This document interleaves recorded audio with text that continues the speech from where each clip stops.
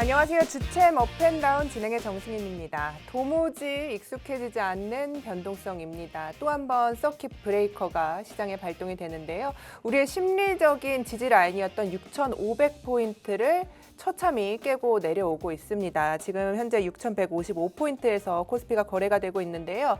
중국의 창신 메모리가 상장을 했죠. 어제는 그래도 이 충격이 그나마 좀 괜찮았는데 다시 한번 뉴욕 시장에서 이런 부분이 불거지기도 했고 나스닥과 그리고 필라델피아 반도체 지수가 약세를 보이면서 오르는 종목이 뉴욕에서는 더 많았습니다만 이런 부분이 우리 시장에는 더 크게 반영이 되고 있는 것 같습니다. 이제 우리 삼성전자와 SK 하이닉스의 이 메모리 반도체 과점 체제가 무너질 수 있다는 우려가 시장으로 번지고 있는 상황인데요.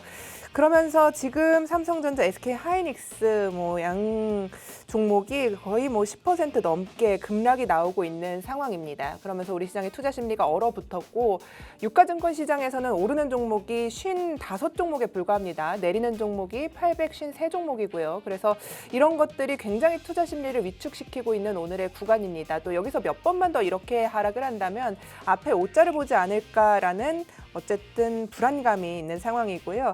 내일은 하이닉스 그리고 모레는 삼성전자의 컨퍼런스 콜이 예정돼 있는 상황입니다. 또 30일 미국 연준의 FOMC도 예정이 돼 있는 상황이고요. 이번 주 메타, 마이크로소프트, 하이퍼스케일러들의 실적들도 줄줄이 앞두고 있는 상황입니다. 이런 것들이 어쨌든 우리의 좀 숫자를 확인한 다음에 심리적인 지지 라인을 다시 한번 지켜줄 수 있을지 오늘 이 하락이 굉장히 큰 폭으로 나오고 있기 때문에 이런 것들이 추세적으로 조금 지속될지 이런 부분이 많이 궁금하실 것 같아요. 어쨌든 쉽지 않은 시장이 이어지고 있는데요. 오늘을 이렇게 하락으로 보자면 수급적인 공백이 가장 큰 이유가 아닐까 싶습니다. 이런 상황들 잠시 후에 진단해 보도록 하겠습니다. 자, 전반적인 시장 분위기 한번 체크하고 가도록 하겠습니다. 캐스터와 함께 하시죠. 안녕하세요. 캐스터 김지은입니다. 이번 주는 주요 기업의 실적 발표와 FOMC까지 굵직한 이벤트가 몰린 이른바 슈퍼위크인데요. 하지만 기대감보다는 미국 반도체주 급락 여파가 먼저 반영되면서 오늘 우리 증시는 장 초반부터 투자 심리가 크게 위축된 모습입니다. 그럼 먼저 자세한 지수부터 살펴보시죠. 오늘 코스피는 급락 출발했습니다. 특히 반도체주를 중심으로 매도세가 빠르게 번지면서 결국 장 초반 매도 사이드카와 서킷 브레이커까지 발동됐는데요. 현재는 8.78% 내린 6,100선에 거래되고 있습니다. 코스닥 역시 급락하면서 740선에 시작했고 코스피에 이어 매도 사이드카가 발동될 정도로 변동성이 크게 확대됐습니다. 현재는 6.9% 내린 710선에 거래되고 있습니다. 다음으로 수급 상황입니다. 먼저 코스피입니다. 장 초반에는 개인이 저가 매수에 나선 반면 외국인과 기관이 동반 매도하면서 지수에 부담을 줬는데요. 현재는 개인이 2조 원 순매수하고 있고 외국인은 매도 우위 보이고 있습니다. 코스닥에서도 역시 개인이 사들이고 있고 외국인과 기관은 각각 342억 원, 711억 원 팔고 있습니다. 다음으로 오늘의 특징주 살펴보겠습니다. 먼저 SK 하이닉스입니다. 오늘 국내 증시 급락의 중심에는 반도체주가 있습니다. 간밤 미국 증시에서 엔비디아를 비롯한 주요 반도체주가 일제히 약세를 보였고 그 여파가 국내 시장까지 번졌는데요. 특히 중국 메모리 업체 CXMT의 공격적인 투자 확대 가능성과 미국 시장에서는 AI 기업들의 투자 구조와 수익성을 둘러싼 의문까지 다시 불거지면서 반도체 업종 전반의 투자 심리가 위축됐습니다. 현재 SK 하이닉스는 11.4% 내린 160만 원 선에 거래되고 있습니다. 두 번째 특징주, 셀트리온입니다. 시장 전체가 크게 흔들리는 가운데 실적으로 관심을 받고 있습니다. 특히 2분기 매출과 영업이익이 모두 큰 폭으로 증가하면서 역대 최대 수준의 분기 실적을 기록했는데요. 특히 기존 제품보다 수익성이 높은 바이오 시밀러의 판매가 빠르게 늘고 있다는 점이 긍정적으로 평가받고 있습니다. 현재 셀트리온은 1.79% 오른 18만 1,800원에 거래되고 있습니다. 마지막 특징주, 농심입니다.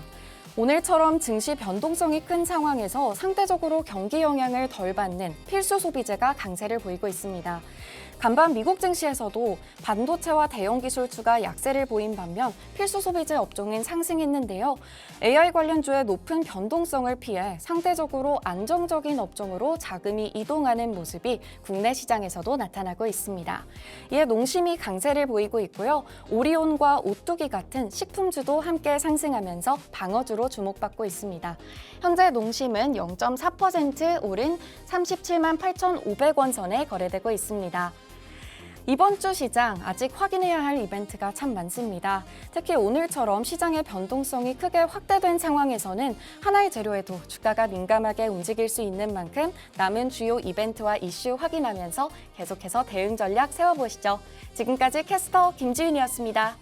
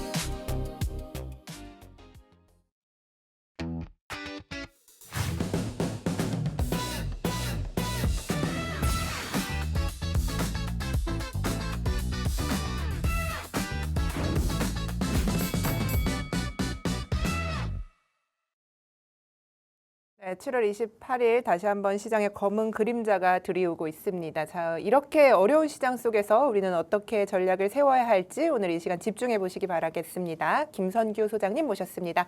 반갑습니다. 안녕하세요. 네, 참, 그쵸? 예. 그렇습니다. 무슨 네. 말씀을 드리기가 참 그런 상황인데요. 어쨌든 시장이 이렇게 힘들지만 우리는 그럴 때일수록 무엇인가를 좀 생각을 하고 공부를 해놓는다면 조금은 도움이 되지 않을까. 또 이 시간 굉장히 많이 준비해 주셨잖아요. 네, 우리가 사실 좀, 예. 지금 그 서킷 브레이커까지 터지고 굉장히 어려운 상황이기 때문에 여기에서 많은 분들이 사실 좀 그 멘탈이 털리실 수가 있어요, 사실. 그런데 그걸 되게 조심하셔야 되는 거고, 제가 여기서 지금은 바로 보지 않는 이유가 있습니다. 괜히 이 차트 보셨다가 여러분들 그냥 속 터지시고 여기서 답은 나오잖아요. 단 지금 현재 굉장히 많은 악재들이, 우리 시장 입장에서는 악재들이 겹쳐서 나오고 있고, 그 다음에 수요일, 그러니까 우리 시간으로는 목요일 새벽에 FOMC 금리 결과 나오죠. 그 외에도 또 슈퍼위크라고 하지만 미국은 잔치일지 몰라도 우리한테는 그게 영향이 갑자기 그렇게 좋게만은 올 수 없는 그런 시장이라는 것을 여러분이 기억을 해주시고 진행을 해야 되겠습니다. 자, 지금 현재 나와 있는 장은 11시 반이 돌아간 이후에 그때 또다시 어떻게 가는지 추이를 좀 더 지켜보고서 보도록 하겠습니다. 자, 그럼 첫 번째 오늘의 기사부터 한번 보도록 하죠. 현재 월스트리트저널에서 나온 기사인데 이게 지금 현재 글로벌 이슈이기도 합니다. Europe's grapes are withering in the heat. 자, 지금 유럽의 포도들이 지금 말라가고 있습니다. 열 때문에 heat. 자, 열 때문에 지금 마르고 있다는 이야기죠. 자, 그래서 현재 이것이 경제 성장은 그 뒷전이고 어쨌든 이 엄청난 폭염, 지금 현재 유럽을 비롯한 전 세계 엘니뇨로 인한 이 여파가 굉장히 크게 나오고 있다, 이렇게 말을 하고 있습니다. 사실 문제는 뭐냐면 포도만 마르는 게 아니라 지금 작물들이 다 마르고 있다는 게 가장 큰 문제가 되고 있고, 실제로 미국조차도 지금 일부 지역은, 미국은 아예 그냥 위도별로 해가지고서는 이렇게 위아래로 농사를 짓잖아요. 그 큰 땅이기 때문에 굉장히 위아래로 해서 크게 농사를 짓는 지역이 갈라져 있는데도 불구하고 이런 그 여러 가지 기후에 인한 문제, 특히 이제 가뭄이라든가 아니면은 심지어는 오지도 않던 여러 가지 피해들, 이런 것들 때문에 생각보다 어려움이 많이 나오고 있습니다. 지금 현재 가장 큰 문제가, 제가 농담으로 이야기한 게 아니라 여기 보시면 반도체 한 트럭으로 쌀 한 가마니 살 수 있는 이런 말도 안 되는 일들이 벌어질 수 있다. 자, 사람은 먹어야 살죠. 모든 생물은 먹어야 사는데 문제는 반도체 한 트럭에 아니면은 아이폰이나 뭐 이런 거, 컴퓨터 이런 거 한 트럭 가져갔는데 그냥 우리가 감자 한 톨 같은 거 가지기도 힘든 그런 상황이 될 수가 있다는 거죠. 자, 그래서 지금 우리가 봐야 되는 것은 무엇이냐면은 기후 변화, 그리고 거기에 맞춰서 움직이는 식품 관련주, 그리고 거기에 되어 있는 또 다른 종목들, 쉽게 얘기해서 우리가 소비재, 이 부분들에 대해서 글로벌적으로 이제는 대응을 해야 되는 시기이기 때문에 우리가 지금 K푸드라든가 아니면 또 다른 여러 가지 우리나라에서 여러 가지로 나오고 있는 것들 중에서도 특히 식품 관련된 것들은 단순히 미국뿐만이 아니라 다른 세계에도 충분히 어느 정도 영향을 줄 수도 있고, 우리가 또 거기에 대해서도 지금 우리의 안보, 생존을 위해서도 지켜봐야 되는 그런 상황이라는 거, 요거를 좀 지켜보시기 바랍니다. 자, 다음으로 넘어갈게요. 자, 두 번째입니다. What Trump's latest tariffs mean for the American economy? 자, 관세가 미국 경제에 이야기하는 것들. 자, 여기에서 이야기하는 것들, 이건 월스트리트저널에서 역시 나온 얘기인데, 지금 가장 큰 이슈는 무엇이냐 했을 때, 지금 미국이 생각보다 내수가 죽었다. 여기도 내수가 죽었다라는 게 가장 큰 문제죠. 그리고 이 내수를 살리기 위해서 트럼프는 그야말로 안간힘을 쓰고 있는데, 지금 얼마나 줄었느냐. 예전에는 80%가 넘었습니다. 미국 경제에서 내수는 80%였어요. 내수가. 수출이 20% 정도밖에 안 됐는데 지금은 어떻게 됐느냐. 대략 한 70에서 65%. 조금 잘 봐주면은 70%가 내수가 됐고, 이 10%를 누가 가져갔느냐? 바로 중국과 우리나라를 비롯한 아시아 국가들이 이 10%를 가지고 지금까지 그동안 엄청나게 많은 성장을 했다는 거죠.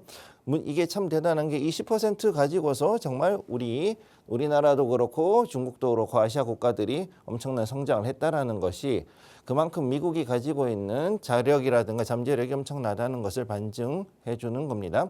자, 그런데 문제는 뭐냐면은 트럼프는 제 강제 노동에 대한 관세부터 시작해 가지고 여러 가지 이 이슈들을 가지고 거의 대부분의 미국과 교역하는 국가들에 대해 새로운 관세, 그것도 기존에 있던 관세보다 더 높였다.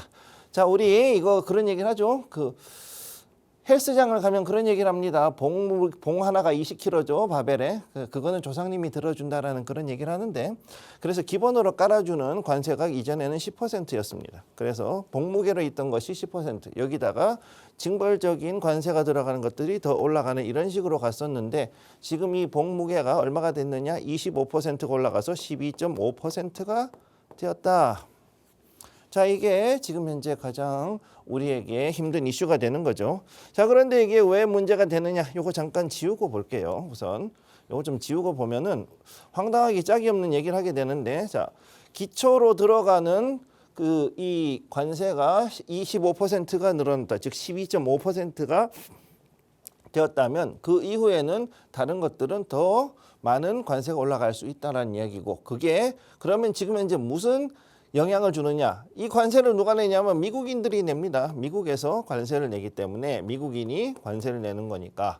그러면은 우리나라에 대해서는 가격을 더 낮추라고 압박을 주는 거죠. 혹은 다른 수출 국가에 대해서도 역시 마찬가지의 이런 이슈가 되는 것이고, 그렇기 때문에 이렇게 낮추어진 이렇게 낮추어진 가격을 못 버티면 결국은 리쇼어링해서 미국으로 오지 않겠느냐라는 것이 그게 바로 이제 그 미국의 생각인 거죠. 그래서 결국은 어느 나라든지 제조업이 늘어나면 좋지만 미국은 상당히 심각한 이슈가 있었다. 그래서 미국이 생각보다 이 제조업은 심각했던 것을 볼 수가 있습니다. 자, 그래서 리쇼어링이 그야말로 국민의 삶의 문제가 되는 그런 상황이 되었던 것이죠. 자, 그렇기 때문에 여기에서 이 리쇼어링이 왜 중요하냐 했을 때는 결국은 국민들의 삶에 대한 이슈가 된다, 이렇게 볼 수가 있는 겁니다. 자, 그럼 도대체 어떻게 됐길래 그러면 미국의 현재 그 가내수공업급 혹은 그보다는 조금 더 나은 어느 정도의 공업군 어떻게 되어 있는가? 이게 지금 현재 그 일반적인 우리가 알고 있는 그런 플레인, 쉽게 해서 미국 중부죠. 중부의 삶에 거기에서 생산하고 있는 사람들의 모습인데, 여기 일리노이고 여기 위스콘신이에요. 자, 왼쪽은 일리노이, 여기에서 이렇게 해서 조그만하게 비즈 만드는 이 회사, 거의 가내수공업급이죠. 근데 미국 사람이 만들고 있다, 그 차이가 있고, 물론 품질도 여기는 월등히 좋긴 합니다. 그런데 그 품질에 비해서 비싸죠. 그게 문제인 거고, 두 번째, 여기 이거는 미네소타 쪽에서 이제 이렇게 해서 그 우리가 알고 있는 이른바 미국 감성의 그런 그 모자라든가 이런 것들을 만드는 곳인데, 시설 보면은 진짜 완전 옛날이죠. 옛날 물건에 옛날 시설에 이렇게 해서 만들고 있는데, 그럼에도 불구하고 이것들이 원하는 사람들은 사간다. 왜? 품질은 월등히 좋으니까. 그리고 그 미국의 감성을 좋아하는 사람들은 이런 것들을 사가지고 갑니다. 근데 문제가 무엇이냐? 이것만 가지고서는 답이 안 나온다는 얘기죠. 그렇기 때문에 관세 가지고서는 절대 이런 것들을 해결할 수가 없다. 절대. 관세로는 이거 해결할 수 없다는 건 미국도 알아요. 그렇기 때문에 결국은 첨단 산업을 생산을 하는 기지를 가지고 오는 것이 미국의 최종적인 목표죠. 그렇기 때문에 트럼프의 관세 여파는, 즉 예전에 바이든 대통령이 우리나라 왔을 때 우리나라에서 어떻게 했죠? SK라든가 삼성전자라든가 이런 많은 국가, 그다음에 현대차 전부 다 공장 지어드릴게요라고 얘기했을 때 그래서 박수 쳤던 게 바로 이런 부분 때문인 거죠. 자, 그래서 이 수공업 하나 살리자고 관세를 매길 수는 없는 것이니 첨단으로 해서 대규모로 뭔가를 할 수 있는 것을 미국이 가져가려고 한다. 그럼 여기에 맞춰서 우리는 어떻게 되냐? 뺏길 수는 없죠. 뺏길 수는 없으니 여기에 대해서 어느 정도는 좀 더 유연한 생각을 하고 지혜를 모아야 되는 그런 상황이다. 이렇게 말씀드리겠습니다. 자, 다음을 보시죠. 자, 다음 값싼 중국산 쓰겠다는 애플 삼젠닉스 범용 주도권. 자, 레거시. 자, 범용이란 게 뭐냐면 레거시 반도체예요. 레거시 반도체에 대한 주도권이 흔들릴 판이다. 자, 그러면은 이게 무슨 이야기냐 그랬을 때 우리는 지금까지 이 종합이었던 삼성전자나 하이닉스가 있을 때는 대부분 2나노 공정, 그죠? 2나노 공정 이런 것들에 대한 거, HBM 이런 것들만 가지고 열광을 했지만 실제로 현장에서 쓰이는 것은 어떤 것이었냐? 15나노급 혹은 10나노급의 일반적인 평범한 반도체들이 많이 있었다. 이런 것들을 뭐라 그랬냐? 레거시 반도체라 그러죠, 우리 다. 네. 근데 이 레거시가 지금 보니까 애플이 야, 너네 왜 이렇게 비싸게 구니? 라고 한 거죠. 네. 한마디로 지금 너희들은 우리한테 바가지를 씌우고 있다. 지금 리버프를 하고 있기 때문에 우리는 이거 값을 좀 깎겠다라는 게 애플의 이야기입니다. 자, 애플이 원하는 건 단순해요. 지금 야, 우리는 전체 그 메모리 비율이 전체 원가에서 특히 이 기계 비율로 봤을 때는 20% 미만이기를 원가에서 20%가 돼야 된다고 생각하는데 너희들 레거시 반도체를 도입을 하니까 값을 올린다 그러니 29%가 되더라. 나 우리 이거 못 받아들이겠다. 그러니까 중국 거 쓸게라고 지금 이렇게 이야기하는 게 현재 이야기죠. 자, 그래서 여기에 대해서 CXMT라든가 다른 회사들에 대한 이야기들도 지금 많이 나오고 있는데, 그래서 이거를 가지고서는 미국에서는 당연히 이게 보안상의 문제, 안보상의 문제 이런저런 이야기를 하는데, 만약에 애플이 중국향 아이폰에 대해서는 중국 메모리를 쓰겠다라고 했을 때는 그걸 막을 방법은 없다는 겁니다, 지금. 그래서 여기에 대한 것들은 어떻게 되냐, 결국은 우리한테 레거시 반도체에 대해서 가격을 낮춰야 된다. 그러면 이게 실적에 어느 정도 반영이 될 수가 있다라는 것도 지금 현재 가장 큰 이슈가 되는 거죠. 자, 그래서 만약 중국산을 중국향이라든가 미국에서 쓰지 않는 제품 아니면 이 아시아권에서 쓸 때는 그건 뭐 중국산을 쓰겠다 이렇게 했을 때 물량 감소나 가격 압박이 상당히 불가피한 상황에 들어와 있다 이렇게 볼 수가 있습니다.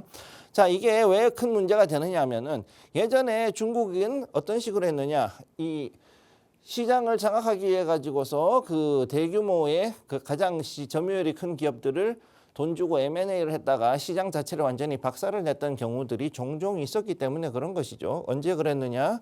바로 태양광이 첫 번째 그랬고요. 그 다음에 뭐가 그랬냐면 우리가 알고 있는 디스플레이, 즉 LED 디스플레이, OLED 말고 LED 디스플레이도 역시 이런 식으로 해서 상당히 망가졌던 적이 있습니다. 그런데 이번에 이게 만약 레거시 반도체로 넘어왔다 그러면은 우리는 반도체 부문이 완전히 크게 타격을 입는 그런 상황이 올 수가 있는 거죠. 그렇기 때문에 이 부분을 막기 위해서는 우리도 굉장히 전사적으로 그리고 국가적으로도 지금 대응을 해야 되는 그런 상황에 와 있다 이렇게 보시면 되겠습니다. 만약에 여기서 레거시가 밀렸다 그러면은 일단 실적이 빠져서 주가 빠지는 것도 문제가 되겠지만 제일 큰 문제는 우리가 먹고 살기도 힘들어지는 상황이 될 수가 있습니다. 네, 이런 이야기를 좀 해주셨는데 사실 아직은 이제 값싼 중국산 쓰겠다 이렇게 해주셨잖아요. 그런데 그런 뭐랄까요, 기술 격차에 대해서는 아직 시장에서는 좀 회의적이긴 하더라고요. 그런데 네. 이렇게 어쨌든 지금 수급적인 공백이 있는 상황에서 이쪽으로 굉장히 성공적으로 대비를 했잖아요. 네. 수급이 쏠려가는 것 같기도 하고 반도체 자립에 나선다 이런 이야기인데. 아직 막 체감이 되진 않는 상황이고 네. 실적도 좋을 것이고 한데 이렇게까지 흔들리는 이유가 이제 뭐 심리적인 이유가 더 클까요? 어떻게 이게 사실 지금 당장에 지난 밤에 뉴욕에서도 봤을 때도 이렇게까지 영향을 미칠 것이라고는 조금 회의적이었던 입장들이 굉장히 많았는데 네. 이렇게 되다 보니까 어떻게 시나리오를 그려가야 할지 약간은 헷갈려요. 지금 현재 보시면은 삼성 지금 SK 하이닉스 ADR이 올라갔다가 완전히 떨어졌잖아요. 공모가 이하로 지금 떨어진 예. 모습이 나왔듯이 지금 이런 형상은 생각보다 중국에서도 그렇게 나올 확률이 이 CXMT도 역시 그럴 확률이 생각보다 높습니다. 물론 창신 메모리가 레가시 부문에서 상당한 기술 격차를 지금 좁히고 들어오고 있는 건 사실이고 이를 가지고서 상당히 많은 물량을 가지고서 밀고 그다음에 이로 인해서 가격을 낮추는 전술로 들어갔을 때는 레가시 반도체 부분에서 상당한 점유율을 뺏길 가능성은 있습니다. 실제로. 그런데 이것이 지금 현재 그 기대감이 우리는 5천만 인구로 밀지만 걔네들은 우리 중국 같은 경우 몇 억 인구가 갑자기 그렇게 들어갔을 경우에 그 미는 효과는 확실히 다르죠. 그리고 그만큼 어떻게 되느냐? 빠지는 효과도 크고 그러면 이 자금들이 빠졌을 때 반도체 자체에 주는 충격도 몇 배는 더 크다는 얘기입니다. 그럼 지금 현재 이런 것들이 일어났을 때 CXMT-발 반도체 충격 여파가 우리나라 증시에 한 번 더 올 수 있는 그런 가능성도 여러분들이 계산을 해 두셔야 한다는 거 말씀드리겠습니다. 네. 그렇다면은 이런 부분에 대해서는 어쨌든 지금은 뭐 어떤 결과값이 나온 것은 아니지만 심리적으로 이런 이야기가 계속 나오면 지금 투자 심리가 위축된 상황에서 한 번 더 충격으로 올 확률이 있다. 지금 이 주가 레벨에서 이런 말씀하시는 거죠. 네, 그렇죠. 지금 우리는 그 CXMT가 어떻게 여기에 올라갈지는 몰랐던 거예요. 자, 지금 여기서 이제 굉장히 중요한 이슈는 뭐냐면은 예전에 미국에서의 반도체주가 생각보다 좀 빠져가지고서 이제 어느 정도 조정이 들어가는 시기다라고 했을 때 그거를 연명해 준 게 바로 뭐였냐면 우리의 SK 하이닉스 ADR이었죠. 자, SKHY죠. 우리 그 티커로는 SKHY, 즉 SK 하이닉스 ADR이 나오는 바람에 원래는 조정이 들어갔어야 될 반도체가 조금 더 연명하고 옆으로 횡보하다가 지금 빠지는 상황이었는데 여기서 다시 이 반도체에 불을 지핀 게 지금 현재 CXMT다. 이렇게 보시면 되는 거죠. 자, 뭐냐? CXMT가 다시 지금 또 올라가고 있다. 자, 그럼 이게 무슨 얘기가 되느냐? 다시 그 CXMT 발로해서 반도체가 가격이 또 올라가는 여기 쉽게 얘기해서 다른 종목들은 조금 더 이제 실적에도 불구하고 약간의 조정이 올 수 있지만 CXMT 때문에 필라델피아 반도체가 왜곡 현상을 일으키는 그런 부분이 나올 수 있다. 그럼 그러고 나면 어떻게 되느냐? 나중에 실제로는 이 CXMT가 빠질 때 굉장히 큰 파도가 그 충격파는 다시금 우리 주가에도 영향을 미칠 수 있는 그런 상황이다. 이렇게 말씀을 드릴 수가 있는 거죠. 자, 그러면 여기에서 우리가 지금 생각할 때 여기서 더 빠지는 거 아니냐 그러고서 겁내시는 분들도 있는데 기존의 종목을 가지고 계신 분들은 이 상황에서도 물량을 놓치시면 안 됩니다. 단 중요한 건 뭐냐면은 고점에서 잡으신 분들 같은 경우는 여기에서 상당히 큰 손실을 볼 수밖에 없고 그만큼 거기에 대해서는 좀 충격이 많이 올 수 있다는 것은 좀 말씀을 드릴게요. 자, 그래서 지금 그 여러 가지 이슈들이 있지만은 결국은 이 레거시 반도체로 인해서 지금 나오는 것들, 즉 첨단보다는 이제는 정말로 사람들이 그럼 실제 우리 생활에서는 어떤 식으로 돌아갈 것인가 이거를 지켜보는 게 좀 바뀌게 되었다라는 이야기가 되는 것이고요. 자, 그러면 지금 현재 자리에서도 그러면 우리는 6,500이 무너졌고 지금 현재 코스피가 6,000선 근처를 가 있는 상황인데 여기서 과연 더 내려갈 것인가 아니면 어떤 문제가 있을 것인가 이런 거에 대해서 얘기를 하자면은 여기서 자리를 지키고 어느 정도는 바닥을 잡아주고서 조금 더 흔들릴 수는 있겠지만 이 자리는 이제 거의 바닥권 근처까지 왔다고 보고 있고요. 그럼 여기에서 좀 흔들리더라도 조금 더 지켜보고 그리고 여기에서 외부 발악재에 대해서 어느 정도 그 충격은 있겠지만 여기에 대해서 흔들리지는 마실 것을 권해드리겠습니다. 네, 좋습니다. 이렇게 이야기를 좀 해주고 계신데 어쨌든 그렇다면 지금 이 상황이 바닥은 사실 잘 모르겠습니다만 그래도 많은 레벨까지 내려왔다는 말씀이시잖아요. 네. 6,100포인트 지금 이렇게 거래가 되고 있는데 여기서 그런 메모리에 대한 이런 잡음이 나왔다면 여전히 그 에너지에 관한 그 인사이트는 유효하신지 궁금해요. 어쨌든 지금 이런 것들이 좀 둔화가 되면 작은 이슈 있잖아요. 뭐 네. 설비를 조금 시간이 늦춰졌다 혹은 투자를 조금 덜한다 이런 이야기에도 굉장히 민감하게 반응을 할 수 있다 보니까 우리가 이쪽에 대해서는 투자 아이디어를 좀 어떻게 가져가야 할지 시나리오를 써주시면 좋을 것 같은데요. 일단 중요한 거는 이제는 그 개인 투자자들도 공부를 해야 되는 상황이 왔고 그 다음에 현재 자리에서는 반도체만 가지고서 어느 한쪽에 대해 가지고서 집어넣는 것보다는 어느 정도는 분산을 하시는 것들도 이제는 필요한 시점이 됐다라고 말씀을 드리고 싶고요. 그렇기 때문에 이제는 그 어느 정도 수익을 보셨다면은 이미 지금 현재는 뭐냐면 수익을 실현해야 되는 단계이고 손실을 보고 있다 그러면은 여기서는 조금 더 버텨야 된다 이렇게 말씀을 드리겠습니다. 네, 자 그럼 다음으로 넘어가겠습니다. 네, 지금 그리고 거기에 관련해 가지고 지금 또 다른 이야기가 나오는 게 바로 이 AI 전력인데 전력 수요는 지금 폭발하고 있어요, 사실. 그래서 이제 데이터 센터라든가 이런 이야기들이 많이 나왔는데 문제는 송전망 지금 54개 중에 20개를 더 추가를 해야 되는데 여기에 대한 것들이 지연이 되고 있다 이런 얘기가 나오는 거죠. 지금 반도체 때문에 조금 얘기를 많이 했습니다만 아무튼 늘 말씀드리지만 이 AI 데이터 센터 이것이 가장 큰 문제가 뭐냐면은요. 우리가 생각보다 큰 전력에 그 전력난에 시달릴 수 있다는 게 가장 큰 이슈가 됩니다. 늘 말씀드리지만 에어컨 바람 밑에서 우리가 AI 가지고서 뭐 이것저것 하고 뭐 프로필 돌리고 그다음에 AI가 뭐 PPT도 만들어주고 여러 가지를 하죠. 그러다가 갑자기 정전이 나면은 부채질하면서 AI를 해야 되는 이런 황당한 사태가 실제로 벌어질 수 있다는 것을 지금 보여주고 있습니다. 이거를 보시게 되면은 자. 지금 현재 그 관련된 기사에서 나온 걸 보면 2023년도까지 했을 때 4,889기가와트를 지금까지 썼는데 작년까지는 이제 작년이 되었을 때 이제 거의 6,000기가와트 근처까지 왔죠. 현재 이 정도의 수요를 당겨내려 그러면 원전 이외에는 답이 없다. 원전. 이거를 말고 하려고 그러면 또 다른 것들을 해야 되냐? 결국은 송전망이죠. 송전망이 제대로 가동이 되어서 이 송전망을 지중화하든지 아니면은 여기에서 스마트 그리드로 만들어서 신재생 에너지 전용의 그리드를 만들어야 하는 것이 바로 여러분들에게 가장 중요한 포인트가 됩니다. 자, 그래서 앞으로 데이터 센터에 대한 총수 전용량 전망이 앞으로 여기 보면은 지금까지는 2040년까지 6.9기가 이렇게 나왔죠. 이만큼 엄청나게 나오고 그 다음에 1단계에서는 8.4기가까지 갔다가 여기서 18.4기가까지 땡겨 올린다. 그래서 지금 현재 2040년까지 이렇게 6.9기가 했던 것들이 탁도 없이 부족하다라는 것이 이미 드러난 상황이기 때문에 지금부터는 이제 아예 그냥 그거보다 훨씬 더 큰 거를 2029년까지 즉 3년 안에 그보다 더 크게 늘리고 그 다음에 여기에서 다시 또 2배 이상을 튕겨 올린다. 이런 것이 앞으로 전기본에서 차기 전기본에서는 결국은 수립이 될 수밖에 없는 이런 상황이다. 이렇게 보시면 되겠습니다.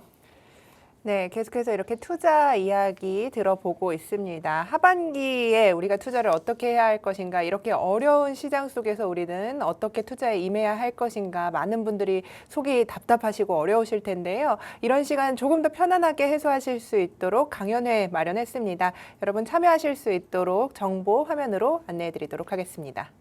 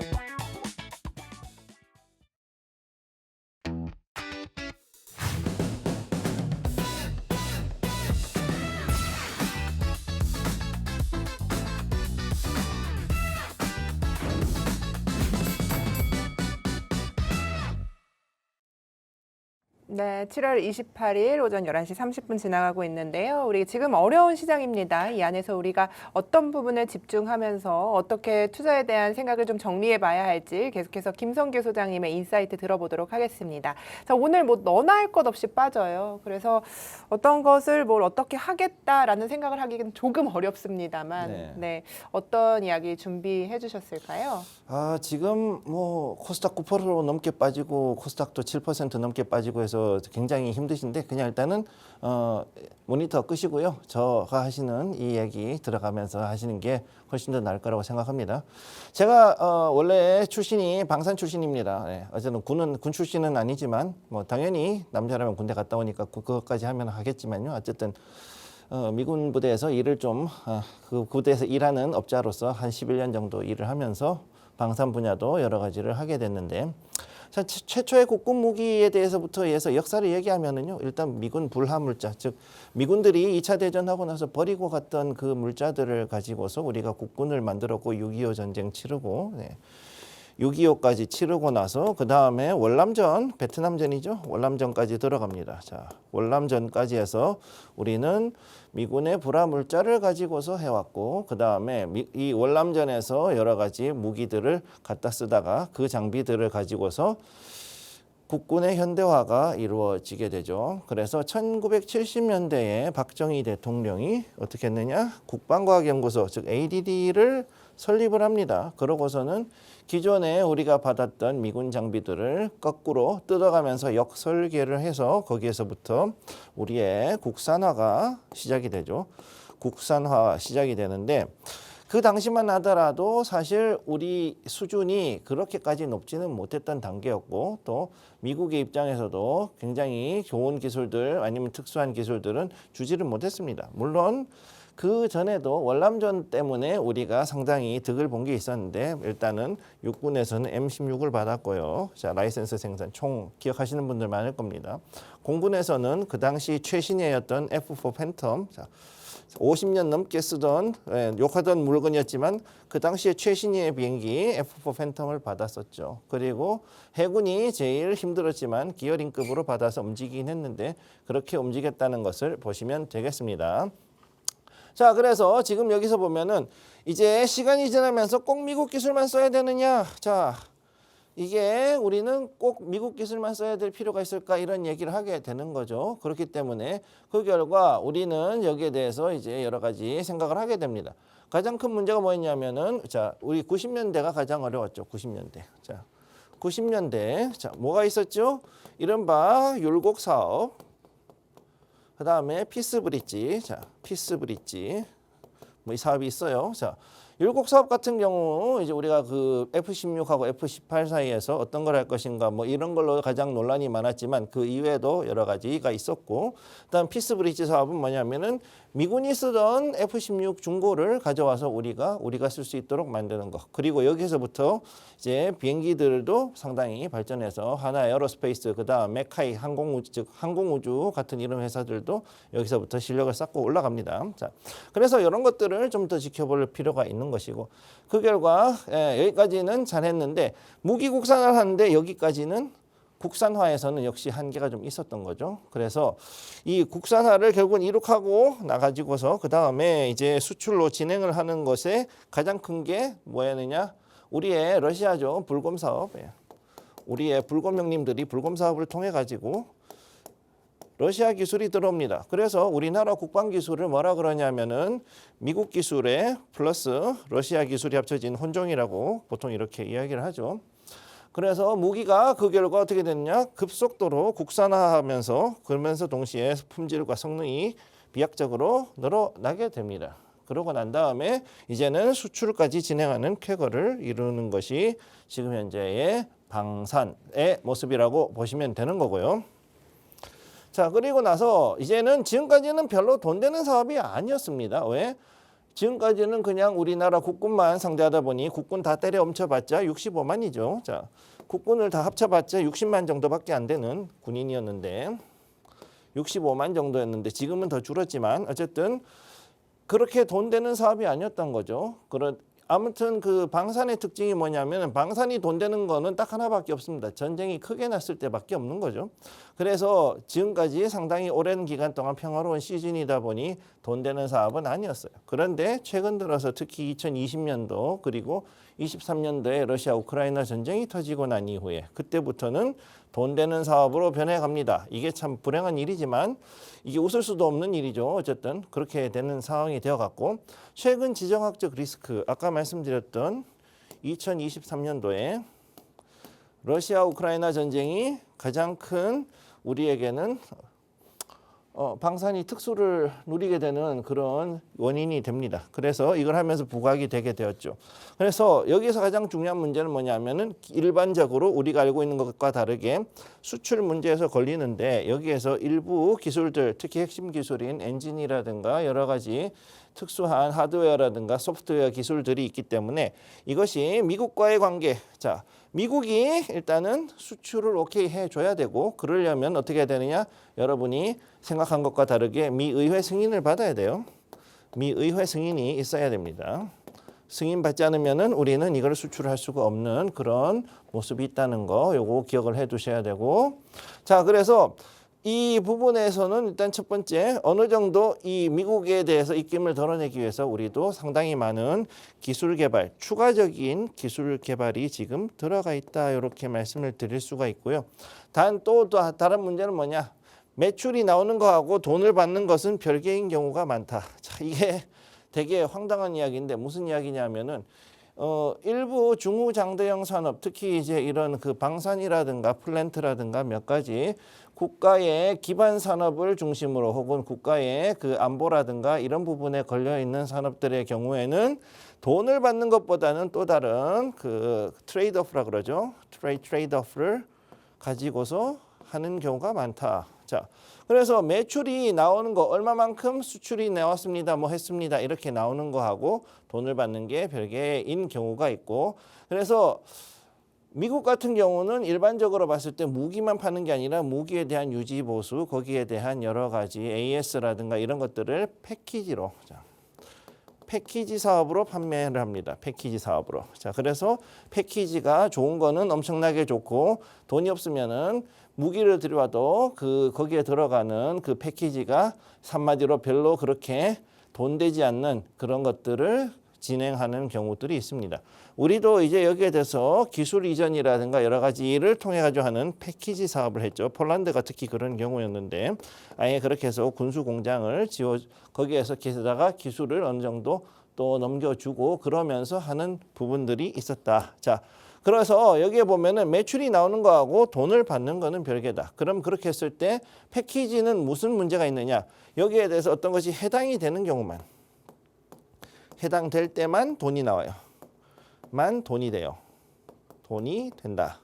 자, 그렇기 때문에 이게 가장 큰 문제는 뭐냐면은 내가 계약을 했다 그래서 그것이 바로 그만큼의 돈이, 자, 10억 달러에 계약을 했어요. 만약에 어떤 그 10억 달러에 계약을 했다 그랬을 때 실제로는 이 계약 안에 있는 패키지 계약인데 이 패키지 계약 안에서 실제로는 내가 무기를 거기다가 대금을 넣고 그 다음에 거기에서 쓰는 탄약이라든가 아니면은 여러 가지 시스템들을 팔고서 실제로 받을 수 있는 거는 5억 달러도 안 될 수도 있다라는 것이 이런 패키지 계약의 함정이라는 거죠.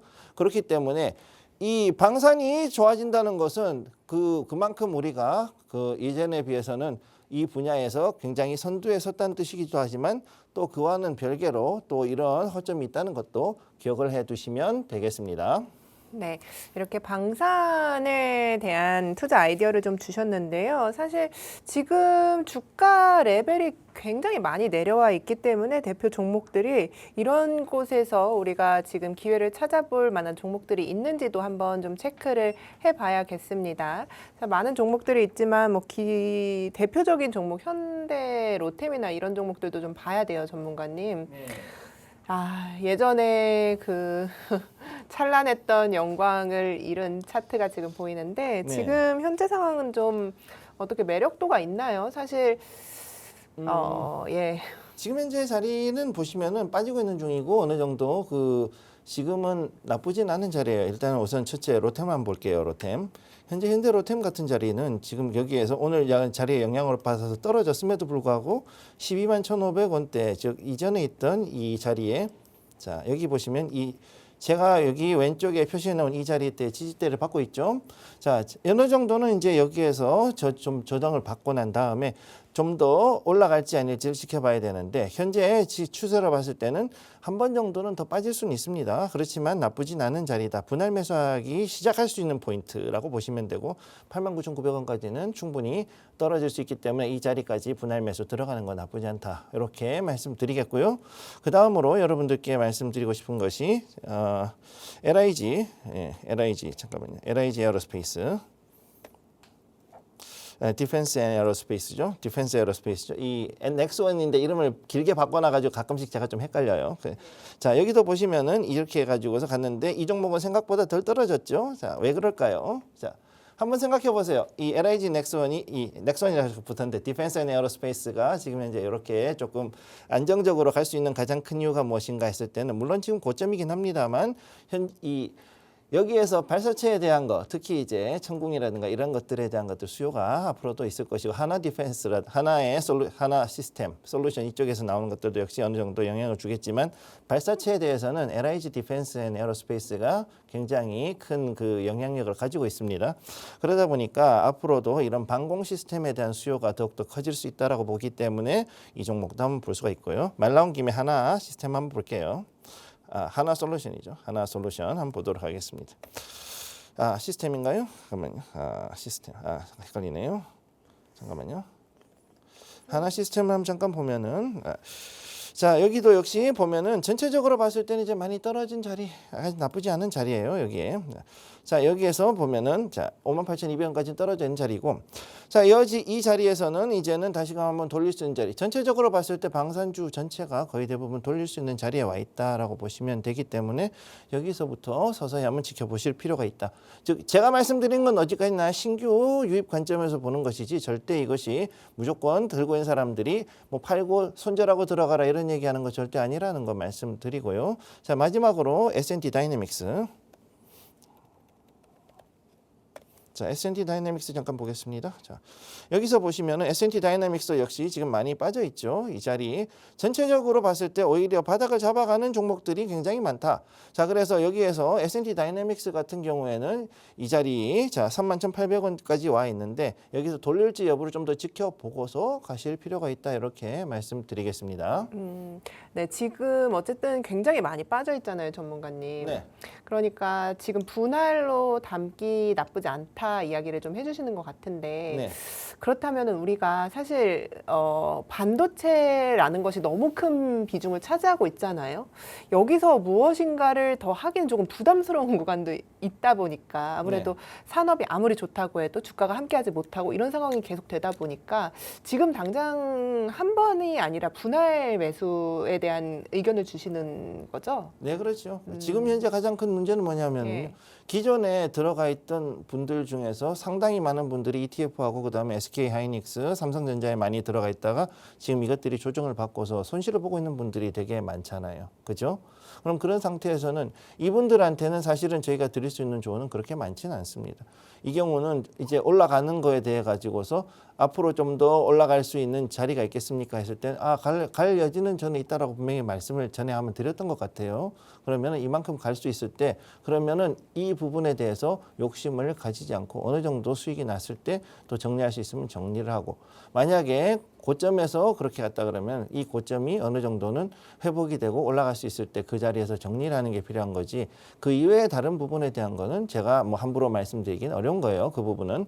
단 지금 여기에 있는 방산에 대한 말씀을 드리자면은 이미 올라갔다가 고점을 잡고선 지금 쭉 빠졌던 이 자리 현재 자리라면은 충분히 어느 정도 진입하기에는 나쁘지 않은 포지션이란 거 요거는 제가 말씀을 드릴 수 있겠습니다. 네, 좋습니다. 이렇게 방산에 대한 아이디어 들어봤는데요. 11시 45분 지나가고 있는 구간에 지금 코스피가 다시 한번 저점을 만들어가고 있는 상황입니다.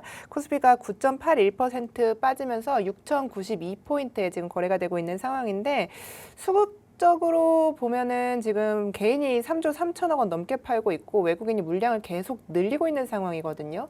전문가님 오늘 오후장 좀 어떻게 대응해 봐야 될까요?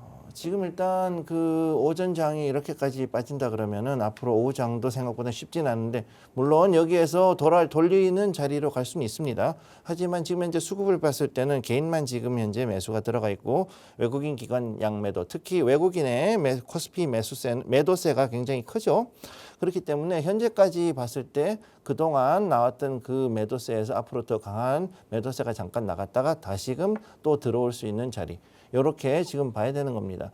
제가 아까 말씀드렸듯이 지금 현재로서는 우리 그 반도체 섹터는 충분히 어느 정도 조정이 되었어요. 그 ETF에 대한 부분은 조정이 됐지만 현재 외부 충격에 대한 것이 또다시 올 수 있다라는 것을 또 기억을 해야 됩니다. 따라서 이 부분을 좀 더 지켜보고 가야 된다는 걸 말씀을 드리는데 자 그러면 일단 여기에서 제가 일단은 한번 삼성전자 잠깐 볼게요. 삼성전자 같은 경우도 지금 현재 여기에서 개발학 떨어진 상태. 자, 그죠? 여기에서 개발학이 떨어져서 마이너스 11%는 12% 이상 지금 빠지고 있는 상황이죠. 자, 그러면 이렇게까지 빠지게 된 상황이 뭐냐 그랬을 때는 저는 일단은 그 ETF라든가 이런 것들 그리고 여기에서 갭 상승을 일으켰던 여러 가지 그 수급의 영향이 가장 크다고 보고 있는데 현재 자리에서 저희가 볼 때는 이 자리를 메꾸는 자리, 즉 23만 4,500원 이 자리를 메꾸고 지금 떨어졌기 때문에 여기에서 한 번 더 반등이 들어올 여지는 있다. 일단 그렇게 볼 수 있고요. 단 여기에서 조금 더 지켜보는 것은 이 자리가 무너지게 되면은 앞으로 상당히 좀 더 큰 조정이 온다 그러면은 여기에 16만 8,800원까지는 떨어질 수 있다는 거 기억을 해두시기 바랍니다. 16만 8,800원은 전문가님 너무 아픈데요. 지금 30만 원이면 반토막인데 30만 원대에 비해서 예전에 5만 전자 하다가 지금 37만 원까지 갔는데 거기서 이제 이렇게 가는 거거든요, 사실. 그러니까 예전에 바닥에 있을 때 아니면 9만 전자일 때 그때 다시 샀던 분들이면 지금 아직까지 수익이신 분들도 많고 그다음에 문제는 뭐냐면 이후에 이 위에서 사셨던 분들은 사실은 조금 많이 손실을 볼 수 있다는 거 그 정도는 저는 말씀을 드릴 수 있어요. 현재 자리에서는 이렇게 올라갔다가 빠지는 자리면은 좀 더 조정을 받고 나서 갈 수도 있지만 현재 여기의 자리에서는 그래도 한 번 정도 지금 현재 FOMC가 올 때까지는 좀 흔들릴 수는 있지만 그 자리가 지나가고 나면은 다시금 반등될 가능성은 상당히 있다 이렇게 보시면 되겠습니다. 네, 좋습니다. 오늘 시장이 이렇게 어려운 상황이긴 하지만 지금 자리를 잘 지지하고 그래도 그 이후에 악재를 소화한 후에 어쨌든 괜찮은 방향으로 나아갈 것이다라는 이야기 들어봤습니다. 오늘 많이 힘드실 텐데요. 오후장도 뭐 힘을 내시라는 말씀은 그렇고 어쨌든 잘 대응하시기 바라겠습니다. 본 방송에서 제공하는 정보는 투자 판단에 대한 조언일 뿐 해당 종목의 가치 상승 하락을 보장하지는 않습니다. 시청해주신 여러분 진심으로 감사합니다.